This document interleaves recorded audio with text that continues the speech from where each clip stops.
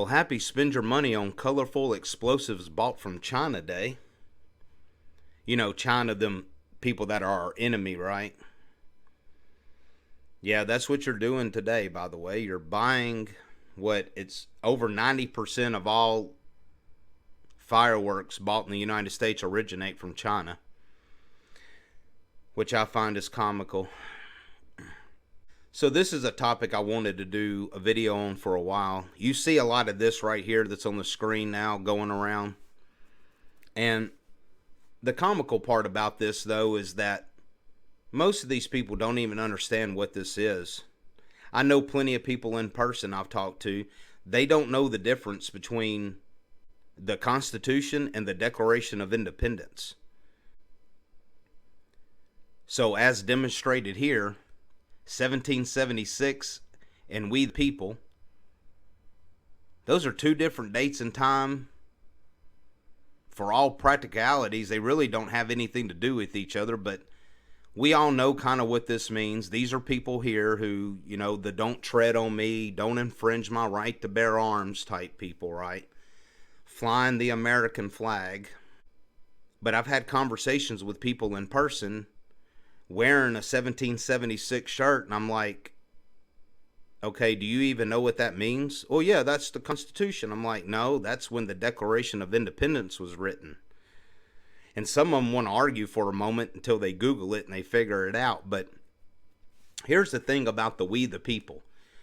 You see this and hear this all the time about We the People. The Bill of Rights wasn't written until years later after the Constitution was written. So when the Constitution was written, it starts with We the People, number one, and then it was signed by a whole bunch of politicians in government. So no, you aren't We the People. The entire Constitution as written is all about the structure of the federal government. It has nothing to do with you at all. And I'll mention this later on here, but you are broadly mentioned in there when it comes to the militia. But other than that, you're not mentioned in the Constitution. The Constitution of the United States does not apply to you until after the Bill of Rights. That's it. So you just make yourself look foolish when you claim that you're We the People. You're not a person, by the way. You're not a person of the United States. You are a citizen of the state that you live in. Which brings me to the American flag, which is kind of funny because you're flying the American flag of the United States government, which are the same people who you claim are trying to take your guns. So essentially what you're doing is you're saying, oh, I support the people who are trying to take my guns, which is comical to me. If anything, this is probably the flag that you should be flying. The Bonnie Blue flag, which take your time to look that up if you want to. I'm not going to go into all of that at the moment, but I don't personally fly any flag. But the fact of the matter is that you don't live in the United States. So why are you flying the United States flag in support of the government? If you don't support the government, then you shouldn't be flying the United States flag.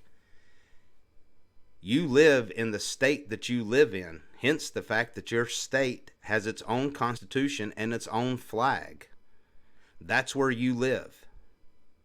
So you should be flying the flag of your state, and you should have the Constitution of your state plastered all over your vehicle instead of the United States Constitution of the federal government.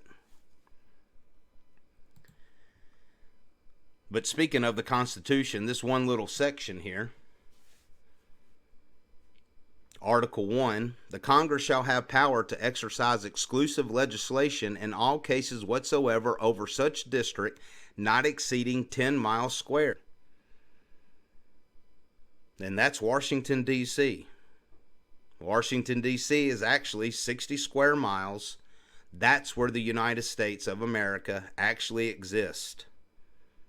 You don't live in the United States. I just wanted to read this part here real quick because this is what people don't understand. The federal government actually has no power over you. The state that you live in does. Everybody is so worried about the United States government and what they're doing, but they don't understand they don't have any power over you. Now, I'll ask a couple of questions just to prove that, and then I'll read this real quick, but this is how I prove that very easily to people. Is marijuana legal in all 50 states? No. Is marijuana legal in some states, both medicinally and recreationally? Yeah. Is marijuana legal federally? No. So your states decide. So reading this right here, the U.S. Constitution establishes a system of dual sovereignty between the states and the federal government. Although the Supremacy Clause of the Constitution designates federal law as supreme to state law, other provisions of the Constitution prohibit the national government from enacting laws that either exceed federal power or improperly impinge upon state sovereignty. The federal government cannot impinge upon state sovereignty, which means to encroach or impact, particularly in a negative way. And another way I like to drive this home is to explain to people kind of how this works. This is just one very small example. So at some point, the federal government made a law that if you are convicted of a DUI, for instance, you have to put a device on your vehicle. Not every state adopted that law. A lot did.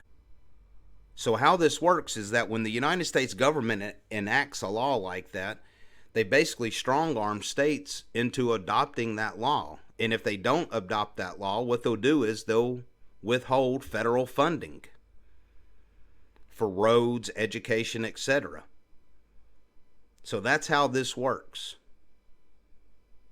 To me, it's not even worth going into a deeper dive on this because it's in black and white.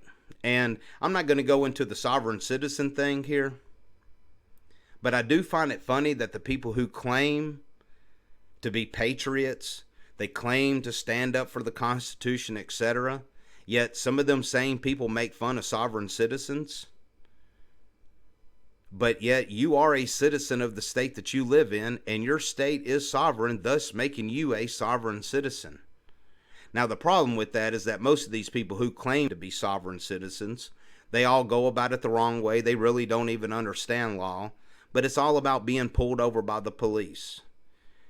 So if you want to act a fool, you want to get your window busted out and dragged out of the car and taken to jail, well, that's completely up to you. To me, it ain't worth the battle.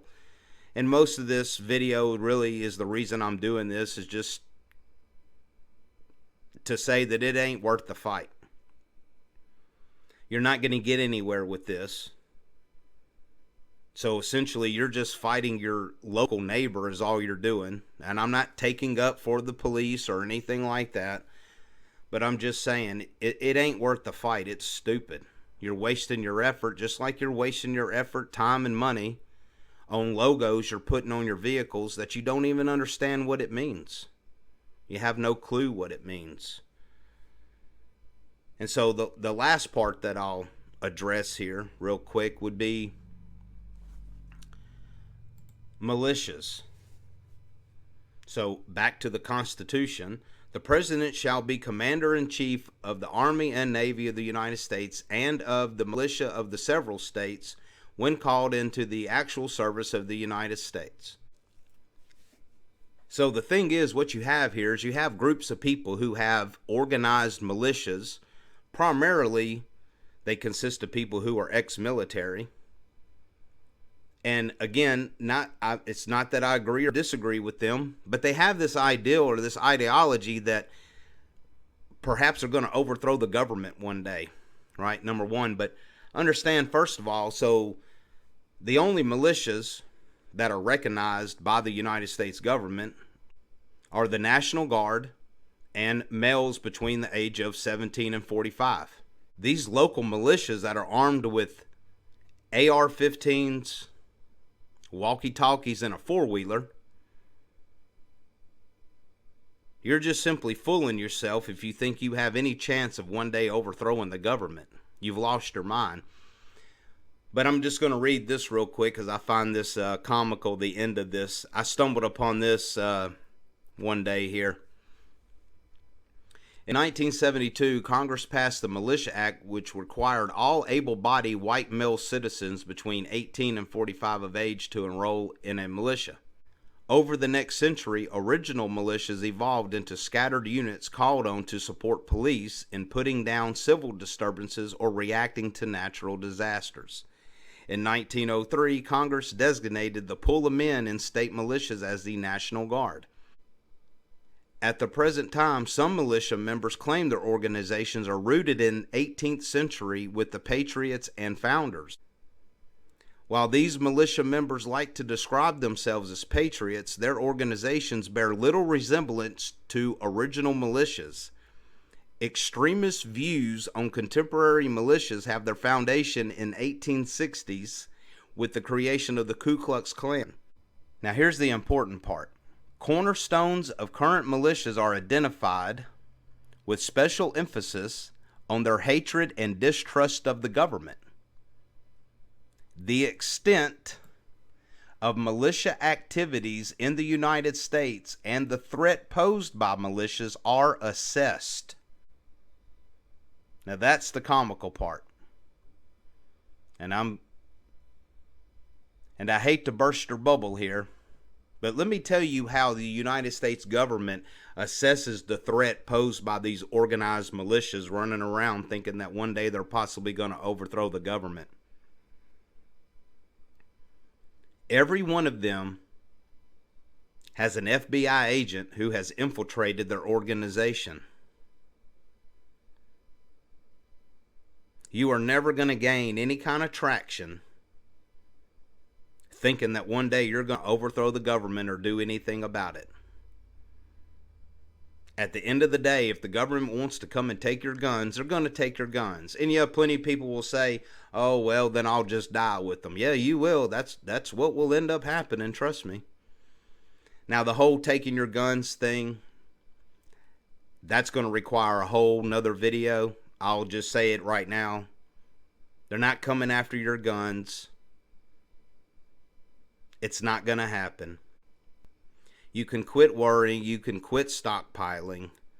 They're not coming after your guns. If they wanted to, they would. You have to think back that when Biden first took presidency, the Democrats had the House, the Senate, and the presidency for the first 2 years. If they wanted to enact a law that supposedly took your guns, they would have done it then. And even then, though, your state still has the choice. This is why during COVID, there was a number of states who wrote these laws trying to ban certain weapons, and it's taken all this time, 2 to 3 years later, that the Supreme Court has knocked all of them down.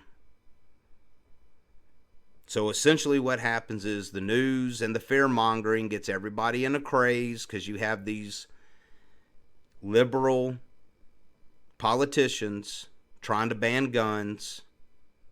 And my opinion is they all know that this isn't going to pan out. But essentially every single one of them laws has been struck down by the Supreme Court. It's just taken this long for all of the rulings to come out. So yeah, if nothing more to take away from this video, just stop wasting your time. If you want to be a true patriot, actually read the Constitution. Read the Constitution of the state that you live in, and have a nice day.